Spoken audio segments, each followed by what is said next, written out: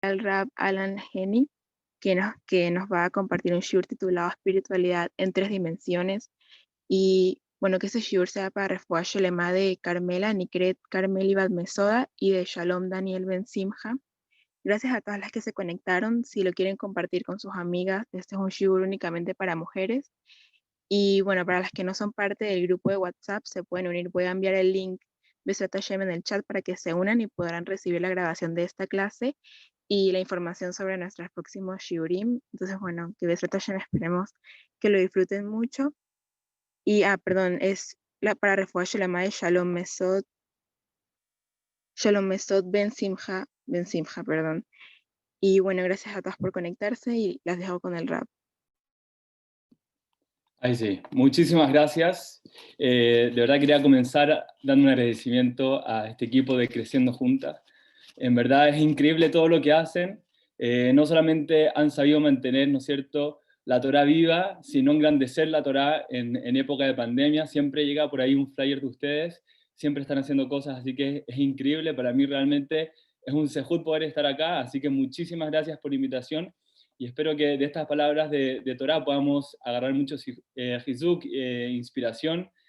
Así que vamos a comenzar, como dijeron, que sea para la Refuah Shelema de Carmela Nikret, Carmelit Bat Mesoda y Shalom Daniel Ben Simcha, y para todos los Jolim de Am Israel.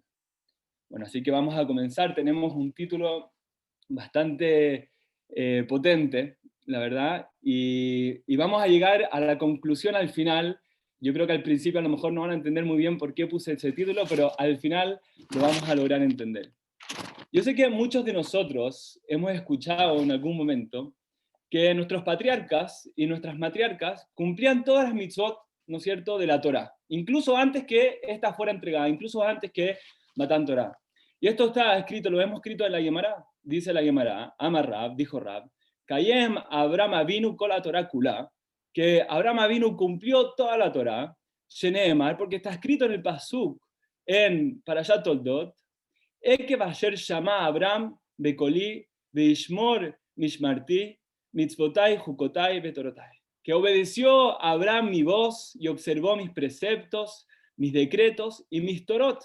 Mis torot se refiere a la Torah oral y la Torah escrita. De hecho, la Gemara, el Talmud continúa y dice que Abraham vino a Filu, incluso hacía Eruv Tafshilim, que es una mitzvah de Rabanán. Nos está mostrando la Gemara aquí, que Abraham vino no solamente cumplía con la Torah Kulá, no solamente toda la Torah, no solamente la Torah oral, sino incluso aquellas cosas de Rabanán, Abraham Avinu y nuestros patriarcas lo cumplían. De hecho, hace unas parashot atrás, vemos cómo Abraham Avinu recibe a los melajim, a los invitados, y nos dice la Torá que les sirve gemá, jalab y bakar, que les sirve mantequilla, jalab, leche, y después bakar, y después carnes. Que incluso Abraham Avinu era meticuloso de darle a sus invitados primero lácteos y después carnes, porque si le hubiese dado carne al principio, hubiesen tenido que esperar muchísimo tiempo para poder darle leche. Y la Torá, ¿no es cierto?, cuando nos trae cosas, nos trae detalles, no es porque sí. En la Torá no hay cosas porque sí, sino que cada cosa tiene un significado, y acá aprendemos cómo Abraham Avinu, ¿no es cierto?, cumplía toda la Torá.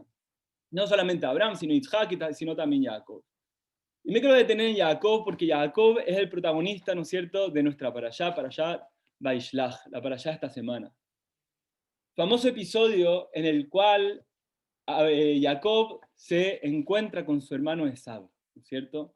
Se encuentra y lo primero que le dice, Im Labán Garti, famoso pasuk, dice, con Labán estuve viviendo. Y hay un famoso Rashi que comenta, ¿no es cierto?, nuestro famoso comentarista que dice, Garti, que viví, de Gematria Tariak, de la Gematria, de la numerología de Tariak, de 613, que Lomar, de lo cual las aprendemos, Im Labán Garti Betariach Mitzvot Shamarti, que viví con Labán y cumplí las 613 mitzvot. ¿Qué le está diciendo? A pesar que viví con Labán, que era un rayá, que era malo, que estuve ahí, ¿no es cierto?, muchísimos años, a pesar de todo eso, yo estuve cumpliendo toda la torácula, porque los patriarcas, como vimos, ellos cumplían la Torá antes que Matan Torá. Pero hay un problema aquí, ¿ok? Hay un problema. ¿Cómo puede ser que Jacob, y aquí es donde vamos a basar gran parte de nuestro shiur hoy, ¿Cómo puede ser que Jacob Avinu le dice a Esab, ¿ok?, según la interpretación de Rashi, que cumplió las 613 mitzvot? Si vemos más adelante en Sefer Vaikra, que dice lo siguiente: Veisha ala jotá lo tikach letzorer. Dice, no tomes a la hermana de tu esposa como esposa en vida, o sea, no te puedes casar. Antiguamente, ¿no es cierto?, estaba permitido que un hombre se casara con más de una mujer. Entonces dice el pasuk que no te puedes casar, ¿no es cierto?, con la hermana de tu esposa. O sea, no puedes casarte con una mujer y con la hermana de esa mujer. Y dice Ditzror que de eso trae rivalidad. Y esa es la razón por la cual la Torah lo prohíbe. Nos viene incluso a traer la razón. No te puedes casar con la hermana de tu esposa porque eso trae rivalidad. Es una prohibición de la Torah, ¿no es cierto?, que una persona se case con dos hermanas. Entonces, ¿cómo puede ser que Jacob le dice a su hermano Esab que cumplió las 613 mitzvot en la casa de Labán, que estuvo cumpliendo toda la Torá en la casa de Labán? ¿Cómo puede ser? Acá ya vimos que cumpliste 612 por lo menos. Hay una que no cumpliste, te casaste con dos hermanas, transgrediste una mitzvah.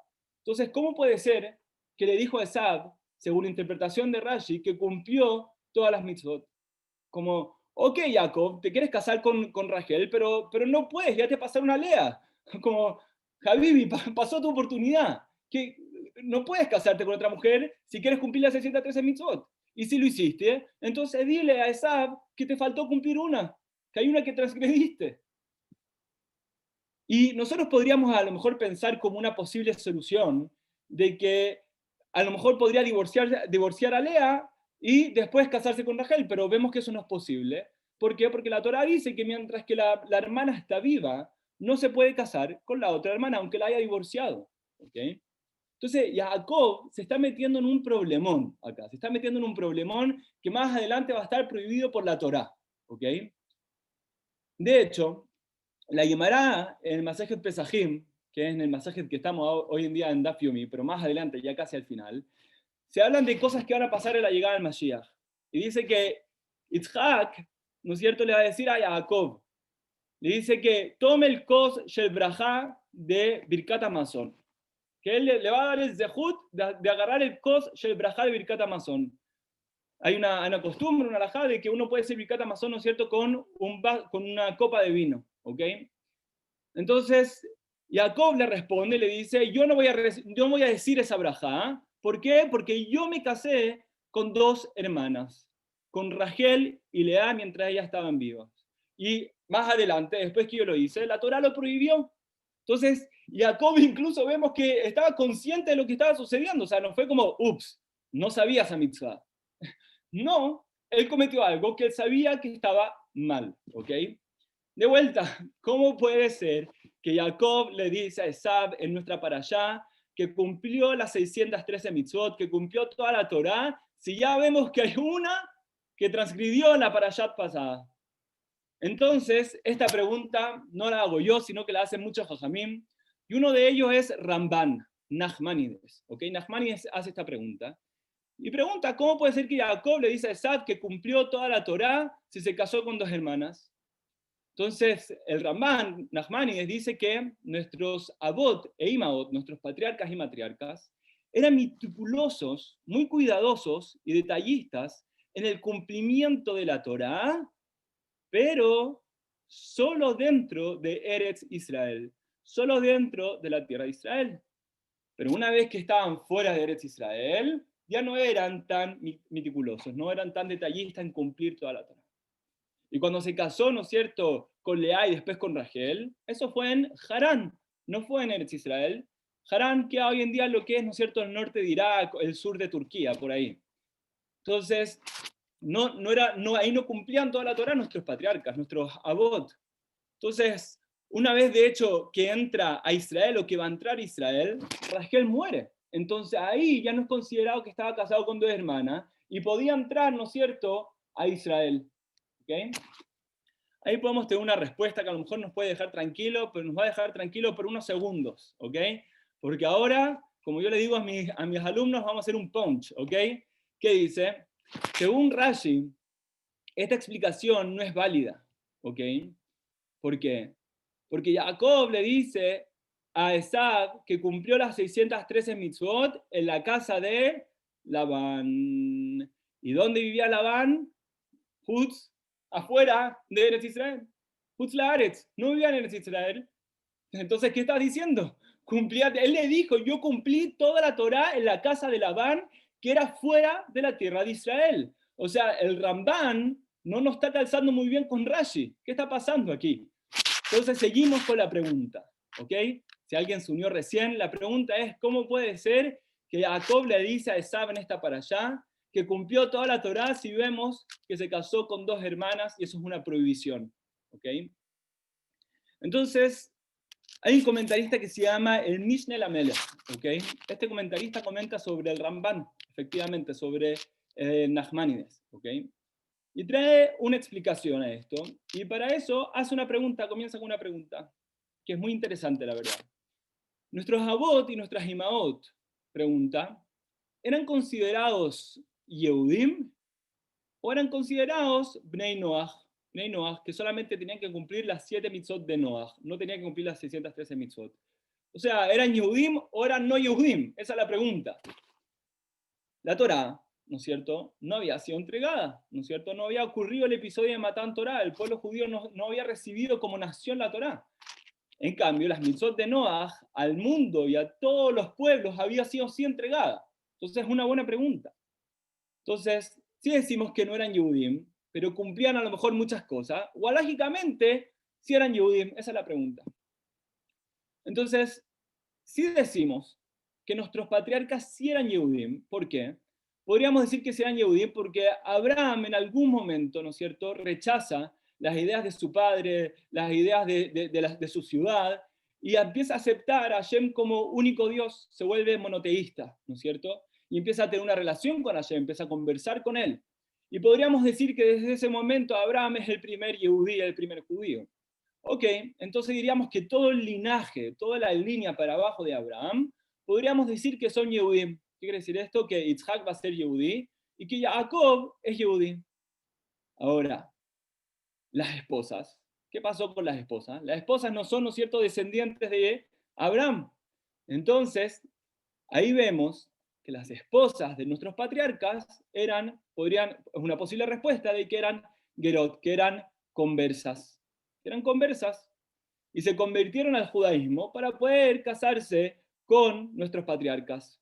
Entonces Jacob, ¿qué es lo que dice la Gemara? La Gemara dice lo siguiente, dice que aquella persona que se convierte al judaísmo es como un bebé que vuelve a nacer, es una nueva Neshama que viene a este mundo, da lo mismo la edad que tenga, es como una nueva Neshama, es una nueva Neshama, es como un bebé que viene a este mundo. Entonces, por eso, Jacob podía casarse con Rachel y Lea, ya que alágicamente, bajo la ley, espiritualmente, no eran consideradas hermanas, ya que ambas fueron una nueva creación ya cuando estaban crecidas. ¿Okay? Pero a pesar de eso, ideológicamente, pueden haber sido, se sienten como hermanas. Hermanas no dejan de ser hermanas, por más que te digan que espiritualmente sucedió algo, ¿no es cierto? Que una conversión, que volviste a nacer, que hay una nueva Neshama. Ideológicamente, pueden ser que ellas se sienten como hermanas, pero alágicamente, espiritualmente no lo eran. Entonces, dice el Mishneh Lamelech, que por eso se podía casar Jacob con estas dos hermanas. Pero acá nos sigue quedando una duda, ¿ok? Si ustedes ponen atención, el pasuk que trae en Baikra, que yo mencioné, que dice que la Torá prohíbe que dos hermanas se casen con un mismo, o sea, que un hombre se case con dos hermanas, ¿ok? Es porque trae rivalidad, ¿ok? Y si nos ponemos a pensar bien, este factor puede seguir estando. ¿Por qué? Porque como dije antes, espiritualmente, alágicamente, a lo mejor no son consideradas hermanas, pero físicamente, a lo mejor ellas se sentían hermanas, biológicamente, nacieron juntas, crecieron juntas, tenían una relación, se aman, compartían cosas, tenían confianza, tenían mucho, mucho en común, crecieron y vivieron toda la vida juntas. Entonces, por más que alágicamente o espiritualmente les digamos, sabes que ya no son hermanas, había mucho entre ellas que si se casaban con un mismo marido, igual podrían tener rivalidad. Y este factor sigue estando. Entonces, a lo mejor esta respuesta, a lo mejor tampoco es tan satisfecha para nosotros. Entonces aún seguimos con nuestra pregunta inicial. ¿Cómo puede ser que Jacob Avinu, ¿no es cierto?, le dice a Esav que cumplió toda la Torá, que cumplió las 613 mitzvot, si se casó con dos hermanas, lo cual iba a estar prohibido más adelante? Entonces, escuché una fascinante respuesta a esto de Rav Jacobson, citando al Rebbe de Lubavitch, que dice lo siguiente. Dice que esto que vamos a mencionar ahora nos va a hacer sentido con lo que dice Rashi, ¿ok?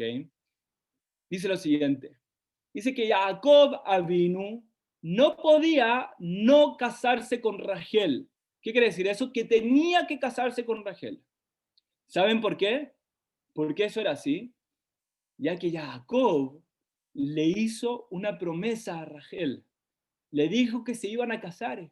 Y ella esperó los 7 años ahí ansiadamente casarse con este hombre. Jacob puede ser muy mahmir, muy exigente en su propio cumplimiento, pero no cuando va a interferir en la vida de otra persona. Hashem, escuchen esto, es un hidush muy grande. Hashem nunca le comandó, nunca les obligó a nuestros abot cumplir las 613 mitzvot. Fue una jumbra, fue una autoexigencia por parte de ellos mismos. Y más allá que lo que les exige. Era una jumbra, no era una obligación. Si querían, era algo bueno, algo bonito que podían hacer. Pero no era una obligación para ellos. No era como que transgredieron algo. Entonces, tú puedes ser cuán jumbroso seas, puedes ser cuán mahmir seas, ¿ok? Pero eso no puede ir en costa de la promesa que le hiciste a otra persona.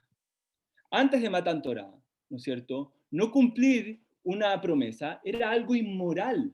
Socialmente se veía como algo inmoral, era algo que estaba mal, ¿ok? Y una prueba de esto lo vemos con Jacob y Labán, que le dice, ¿no es cierto?, me prometiste a Rachel y me está dando a Lea.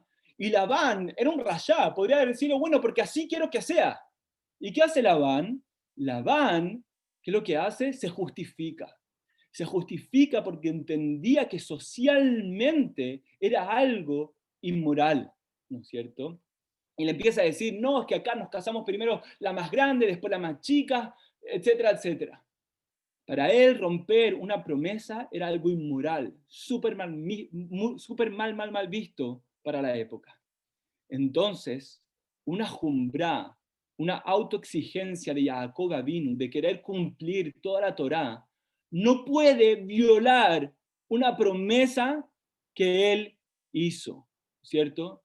Cumplir una promesa sí era una obligación para Jacob en ese momento. Sí era una obligación, ¿ok? De hecho, como modo de ejemplo, ¿no es cierto? Esto también lo vemos con Abraham, ¿ok? ¿Por qué Abraham, ¿no es cierto?, si cumplía todas las mitzvot, ¿por qué no se hizo el Brit Milá antes y se lo hizo a los 99 años? ¿Por qué? ¿Por qué tuvo que esperar hasta que Hashem le dijera? Ya que una de las 7 mitzvot de Noah es la prohibición de sacarse sangre. Entonces, él no podía hacer una jumbra de hacerse el Brit Milá, ¿no es cierto?, de querer cumplir con la Torá, con algo que estaba prohibido para la época. Entonces tuvo que esperar hasta que Hashem le diga que lo haga. Y en ese momento se transformaba en una obligación para él. ¿Okay? Pero antes, él no podía hacer que la jumbra, ¿no es cierto?, fuera más que la obligación del momento. Y eso es lo mismo que le está pasando a Jacob, ¿no es cierto? Si todo esto, episodio de Jacob, hubiese sucedido después de Matan Torah, después de la entrega de la Torá, entonces Jacob sí hubiese estado obligado a romper la promesa, ya que hubiese habido algo mucho más fuerte que no lo hubiese permitido, ¿no es cierto?, la ley de la Torá, ¿ok? Y hubiese sido una obligación para él. Pero como todo esto sucedió antes de la entrega de la Torá, entonces esa ley, en ese momento, en ese preciso momento, era simplemente una jumbra. Y respetar una promesa en ese momento era una obligación. ¿Acaso vas a ser un tzadik por cumplir tus jumbra a costa, ¿no es cierto?, de romper una promesa que hiciste con otra persona? ¿Cómo puede ser? Te estuvo esperando 7 años. ¿Acaso por mi jumbra voy a herir a una persona? ¿Acaso por mi jumbra voy a hacer a alguien entristecer? ¿Acaso por mi jumbra voy a hacer a alguien sufrir? Hoy en día eso es una jumbra. Mañana puede ser que sea una obligación, pero hoy es una jumbra. Escuchen esto. Hay veces que la jumbra es no hacer la jumbra. Y les quiero traer una historia que escuché también de Rab Jacobson. Rab Jacobson trae una historia, ¿no es cierto?, del suegro del Rebbe de Lubavitch. Y dice lo siguiente. Dice que un día era Pesaj, o sea, era Laila Seder. Y estaban todos los Hasidim, y dentro de ellos había un par de gente no religiosa. Y uno de estos hombres no religiosos empezó a untar la matzá como con una pasta de betarraga. Creo que los ashkenazim le llaman el jren, que es como media rojiza, media morada, ¿ok? Y lo empieza a untar para comerlo.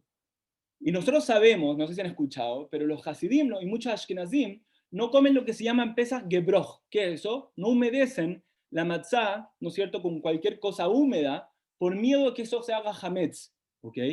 Entonces, los hasidim de Jabal también cumplen esto, cumplen esta jumbra. ¿Y qué pasó? Este señor no religioso empezó a untar su matzá con esta pasta de betarraga media rojiza y se empezó a humedecer la matzá. Y los hasidim se empezaron a poner muy nerviosos y empezaron a gritarle, Hametz, Hametz, Gebroj, no. Y el Rebbe dice, mejor una matzá roja que una cara roja. No comer Gebroj, le dice, no comer matzá con algo húmedo, es nuestra jumbra. No avergonzar a otra persona es nuestra obligación. No herir a otra persona, no hacer sentir mal a otra persona es nuestra obligación de la Torá. El pasuk Be'avta el reaja kamoja no es un pasuk cliché, es un pasuk de la Torá, de nuestra Torá. Y tenemos que cuidarlo, ¿ok? Nuestra jumbra no puede ir sobre eso. Nosotros sabemos que hace muchos años vivían muchos Yehudim en Irán, ¿ok? Y en 1979 empezó una revolución de guerras civiles. Y hasta el día de hoy en Irán hay guerras, ¿ok? Y el Rebbe de Lubavitch mandó emisarios a convencer a los padres allá que envíen a sus hijos a las yeshivot en Eretz Israel o en Estados Unidos. Y miles de niños fueron enviados a distintas yeshivot, a distintos centros de educación para estudiar Torah en Israel y en Estados Unidos. Muchos de ellos llegaron a Brooklyn en la época de Pesaj. El Rebbe fue de una de las cocinas de la yeshivot y le dice, por favor, escuchen esto, se van a desmayar algunas. Por favor, asegúrense de que este Pesaj compren arroz y cocínenlo y sírvenlo en el ceder de Pesaj. Y el Mashgiach de la cocina le dice, pero Rebbe, Haz de Shalom, como dirían ellos, Haz de Shulem, arroz, es kitniot. Nosotros no comemos kitniot, azur está prohibido. Eso es cayerizar toda nuestra cocina para Pesaj. Y el Rebbe le dice, tenemos cientos de niños de Irán, de raíces sefaradí, y arroz es su principal comida en Pesaj. Yo soy sefaradí, lo que más como en Pesaj es arroz, es como la papa para los ashkenazim. Ellos acaban de dejar a sus padres, son chicos, están solos, son vulnerables, y para ellos parte de la celebración de Pesaj es comer arroz. Y para nosotros, no comer arroz en Pesaj es una jumbra. Y para ellos, el arroz en Pesaj es su simjá del Hag. Y no podemos intervenir con la simjá del Hag, ya que la simjá del Hag es nuestra obligación de la Torá. Y no comer arroz en Pesaj es simplemente una jumbra. Es simplemente una jumbra. Imagínense ustedes, hubo un año en que el famoso Rebbe de Lubavitch estuvo sentado en una mesa con niños que estaban comiendo arroz, ¿ok? Tenemos que saber la diferencia de nuestras obligaciones, de nuestras jumbrot y de nuestros minhagim. ¿Cuándo usarlas y cuándo no? Hay otra historia de Jafetz Haim. Él tenía orjim, ¿ok? Un día en su casa. Era un viernes en la noche. Y la esposa le llamó la atención que Jafetz Haim llegó directamente a hacer kiddush y amotzi. No hubo shalom alejem, no hubo Eshet Hail. La esposa le pregunta en secreto después en la cocina, le dice, ¿qué pasó? Ya no me aleja de Eshet Hail, te lo saltaste. Jafet Haim le dice, estos orjim son pobres. Seguramente la última vez que comieron fue ayer. No los quiero hacer esperar y que los sufran más del hambre. ¿Por qué los tengo que hacer sufrir por mi Shalom Aleichem o mi Eshet Hail? Rashi dice, Tariach mitzvot shamarti, lo amti, que lo que hizo Jacob fue cuidarlas, fue protegerlas, no necesariamente aplicarlas todo el rato. Acá vamos a empezar a aterrizar a nuestro título del shiur de hoy. Uno de mis favoritos en Musar es el Rav Moshe Chaim Luzzatto, autor de muchos libros de filosofía judía y autor de mi favorito, del Mesilat Yesharim. Dice en el Mesilat Yesharim, en la senda de los justos, dice lo siguiente. Dice que el secreto de la felicidad en la vida es lograr saber qué es lo que tengo que hacer y de esa forma, valga la redundancia, vamos a ser personas más felices. Claro, porque si yo soy capaz de reconocer cuál es mi camino en la vida, qué es lo que tengo que hacer, en vez de invertir mi energía en muchas cosas, voy a empezar a enfocarlas. Y eso me va a traer tranquilidad, me va a traer felicidad. ¿Y para qué dice que tenemos que tener claro esto? Dice que tenemos que tener claro cuál es nuestro camino en la vida. ¿Para qué? Para poder jugárnoslas por eso al 100%. Para darle con todo ahí. Yo sé que esta es mi misión en la vida, yo sé que esto es lo que me hace feliz. Y voy a ir con todo ahí porque eso tiene que ver conmigo. Y ahí ocupa la palabra Hasidut. ¿Okay? Entre tanto, Hasidut hoy día, yo creo que van a pensar que soy Hasid, pero no lo soy. Los quiero mucho, pero no lo soy. Hasidut, más que una rama, ¿no es cierto?, en el judaísmo, se traduce como devoción. Es una mirada, es una cualidad, ¿no es cierto? La cualidad de la devoción, de cuando estoy comprometido, cuando estoy jugado, cuando me la entrego 100% por algo, esa es la Hasidut. Pero solamente puedo lograr eso, ¿no es cierto?, cuando entiendo que este es mi camino en la vida, ¿ok?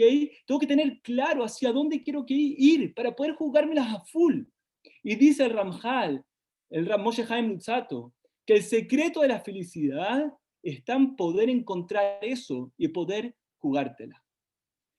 Entonces, si bien la Hasidut, si bien la devoción nos enseña que jugárnoslas por algo es muy importante, como todas las midot, como el mundo de las cualidades, también vamos a ver, ¿no es cierto?, esto que podría llegar a ser muy peligroso. En el mundo de las cualidades, yo tengo que tener las cualidades balanceadas para que sea sano. La palabra amidad, ¿no es cierto?, nosotros sabemos que viene de medida. Yo tengo que tener una medida exacta de esta cualidad para que sea sano. Si la llevo a un extremo, ¿no es cierto?, puede ser algo muy peligroso. Pero ¿cuál podría ser el peligro de ser una persona hasid, una persona que se la juega por algo? Como que suena hasta lindo, ¿no es cierto? Como imagínense típica película de Hollywood, que uno de los dos protagonistas está full enamorado y se la juega por conseguir a esa mujer o a ese hombre que le gusta tanto y hace lo que sea. ¿Qué tiene de malo? Se la está jugando por lo que quiere. Lo que tiene de malo, lo que podría llegar a tener de malo, es que yo puedo caer en abusos. Abusos hacia mí mismo. Abusos hacia terceros que producto, ¿no es cierto?, de nuestra devoción, están quedando absolutamente postergados. De la misma forma, ser mahmir está bien. En la Torah hablamos de ser mahmir, hablamos de la jumbra. Hashem lo aprecia, pero tenemos que ser capaces de balancear si estamos siendo mahmir a costa de otras cosas o de otras personas. Dice el Ramjal que lo primero que hay que entender es que existen 3 dimensiones en la vida espiritual, ¿no es cierto? De acá viene el título. Hay 3 dimensiones en la vida espiritual. La primera dimensión es entre el hombre y Hashem. La segunda, entre el hombre y uno mismo. Y la tercera, entre el hombre y su prójimo. Cuando hablamos de espiritualidad, ¿no es cierto?, la mayoría del mundo entiende, ¿no es cierto?, que más la primera y la segunda parte, que entre el hombre y Hashem y el hombre y uno mismo, ¿no es cierto?, es más espiritualidad. Claro, yo le estoy sirviendo a Hashem, quiero forjar una relación con Hashem, o yo estoy preocupado de yo crecer espiritualmente. Pero con el resto de la gente Hay gente, podríamos decir, ¿dónde hay espiritualidad ahí? ¿Dónde está mi espiritualidad con el conserje de mi edificio, con el guardia de la garita? ¿Dónde está mi espiritualidad con mi compañero de trabajo? ¿Qué tiene que ver eso? La espiritualidad está en el Sidur, está en la sinagoga, está en yo cumpliendo mitzvot. Una buena pregunta, ¿no es cierto? Entonces, de acuerdo al judaísmo, espiritualidad abarca estas tres cosas: mi relación con Hashem, mi relación conmigo mismo y también mi relación con el prójimo. Cuando hablamos de devoción y hablamos de entregarse, tenemos que entender que el judaísmo concibe la vida, espiritualidad intensa en un mix de estas tres dimensiones. ¿Ok? Y eso quiere decir que ninguna de las tres es más importante que la otra. Entonces, cuando hablamos de espiritualidad y de vivir una vida intensa, la dimensión entre el hombre y Dios o entre el hombre y sí mismo es un ámbito donde yo fácilmente podría crecer, ¿no es cierto? Y aquí es algo que depende absolutamente de mí, ¿no es cierto? Yo puedo crecer, ¿no es cierto?, todo lo que yo tenga ganas de crecer. Nadie dijo que es fácil, no estoy diciendo que es fácil para nada, pero depende de mí. Si yo me lo propongo, me enfoco, estudio, ¿no es cierto?, entonces voy a poder llegar a ese crecimiento espiritual que quiero, o esa relación con Hashem que quiero, ¿no es cierto? Tengo que cuidar los detalles lo más posible, ¿ok? Me refiero que no basta solamente con ser o parecer una persona espiritual o religiosa. Uno tiene que tener realmente las ganas de querer tener una relación con Hashem. Uno tiene que realmente querer tener un crecimiento espiritual. Yo puedo rezar, y hay dos formas de rezar. Yo puedo tomar un sidur, ¿no es cierto? Y bla, bla, bla, leerlo de memoria, ¿no es cierto? Y recé, salí de Jehová, salí de la obligación. O puedo usarlo como una oportunidad de conectarme con Hashem. Incluso yo entiendo que puede ser difícil, que de repente incluso es monótono. Pero a lo mejor hay una palabra con la cual puedo conectar. Pero ¿de qué depende eso? Depende de mí, de que yo tomes las letras del Sidur literalmente, ¿no es cierto?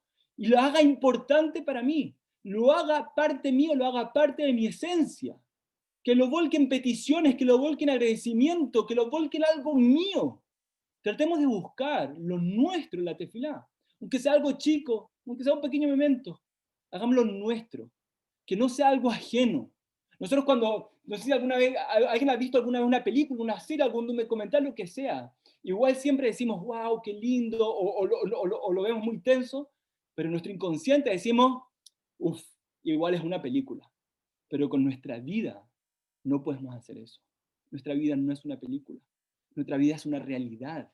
Y para eso, para poder vivirlo como una realidad, tenemos que vivirlo intensamente. Aprovechar cada segundo de mi vida que tengo. A lo mejor si no es con un sidur porque me cuesta el sidur, conectarme con un paisaje, conectarme con un momento, ver cómo me puedo conectar con Hashem en las distintas áreas y en los distintos detalles de mi vida. Se puede, pero depende de mí. Las ganas las pongo yo. El poder romper la rutina depende de mí. De tratar de darle un sentido a cada cosa que hago en mi vida. Por eso está tan de moda, no sé si han escuchado el mindfulness, ¿no es cierto? La concentración, de disfrutar cada segundo, cada detalle. ¿No es cierto? Eso tiene origen en el judaísmo. Tratar de cada espacio que tengo darle un significado y así enriquecer nuestra relación con Hashem. Y ahí está la relación con Hashem y la relación con nosotros mismos, nuestro crecimiento espiritual. Pero mi relación con el prójimo.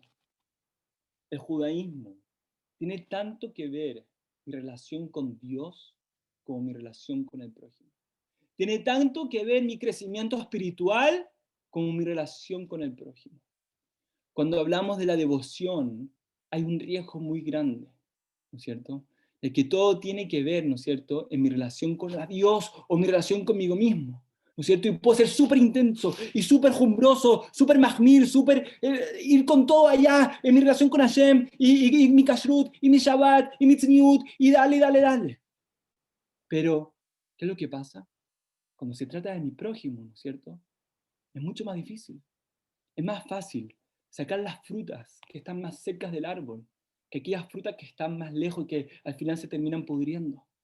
¿No es cierto? Puedo hacer a full kashrut, puedo hacer a full shabbat, puedo hacer full mi crecimiento espiritual. Pero lo otro que es más complicado, que toma más tiempo, que son las relaciones, las dejamos para después. No le da importancia. Que sean las frutas, ¿no es cierto?, que quedaron ahí arriba. Y eso no es así. No estoy diciendo que una es más importante que la otra, estoy diciendo que las tres son igual de importantes. Ramoshe Chaim Luzzatto dice que la Hasidut, la vida espiritual, tiene que ver con explorar tu vida y explotar tu vida en 360 grados, en estas tres dimensiones. Entender de que estoy equilibrado en mi relación con Hashem, en mi relación conmigo mismo y mi relación con mi prójimo. Si esto incluso lo podemos llevar incluso hasta el plano vocacional de las profesiones. Yo puedo tratar de ser el mejor ingeniero, el mejor profesor, el mejor abogado, ¿no es cierto?, el mejor médico. Cool por mí. Pero si entiendo de que Hashem me rodeó de gente, de un equipo de personas que está a mi lado, es por algo. Mi vida tiene que ver con ellos también. No depende de que mi éxito sea egoísta. Eso no es así. Eso está mal, es un mal foco. Esta gente que Hashem me puso en mi vida está porque me tengo que conectar con ellos. Los tengo que considerar. Hashem los puso ahí en mi vida porque tiene que ver con mi misión en la vida. El resto de las personas, escuchen esto, el resto de las personas son parte de mi vida como yo soy parte de mi vida y como Hashem es parte de mi vida. Vivir una vida espiritual es tener un equilibrio en estos tres aspectos, en estas tres dimensiones. Y para finalizar, quiero decir lo siguiente. Rafran trae que, si nos damos cuenta en el pasuk de nuestra parashá, vamos a ver una redundancia. Vemos que Jacob dice, Im Laban Garti, que viví, ¿no es cierto?, con Jacob. Y como dice Rashi, representa que Jacob cuidó las 613 mitzvot. ¿Okay? Y luego sigue diciendo, y no aprendí de sus caminos, de los caminos de Labán, a Rashá, el malvado, no aprendí. Entonces ahora, no es algo obvio que se cuidó las 613 mitzvot, ¿no es cierto? Es obvio que no ha aprendido los caminos de Labán, ¿no es cierto? Entonces, ¿para qué mencionarlo? ¿Por qué la Torá tiene que decir esto? Pero con esto, los jajamim nos quieren enseñar que es totalmente posible cuidar cada mitzvah de la Torá y, sin embargo, emular los caminos de Labán, de los Rashaim y sus comportamientos. Puedo a lo mejor comer kasher, puedo a lo mejor respetar Shabbat, puedo a lo mejor, ¿no es cierto?, hacer la tefilá más linda, pero puedo caer, ¿no es cierto?, en otras cosas. Y en esto, ¿no es cierto?, quiso Jacob hacer énfasis. Se pudo, ¿no es cierto?, haber dejado afectar por Labán, ¿no es cierto? Pudo haber actuado de la forma engañosa como lo hizo él. Y quizás vimos que alágicamente a lo mejor incluso hubiese estado justificado, ¿no es cierto?, sabiendo que más adelante casarse con tu hermana estaba prohibido. Pero Jacob entendió que eso no es la Torá. La Torá nos exige comportarnos diferente y tener a Hashem como prioridad en cada una de nuestras decisiones de la vida.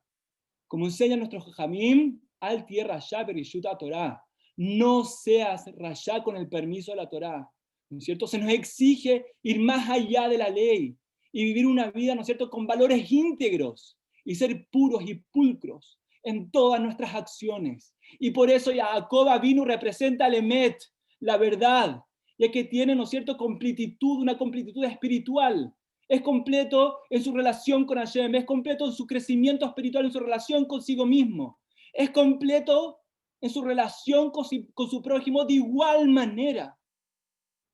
Que seamos capaces de imitar los caminos de Jacob Avinu, de poder vivir una vida realmente espiritual, y poder vivir una vida en tres dimensiones, donde me importa Hashem, me preocupo de mí y de lo que están alrededor mío. Muchas gracias por su invitación y espero que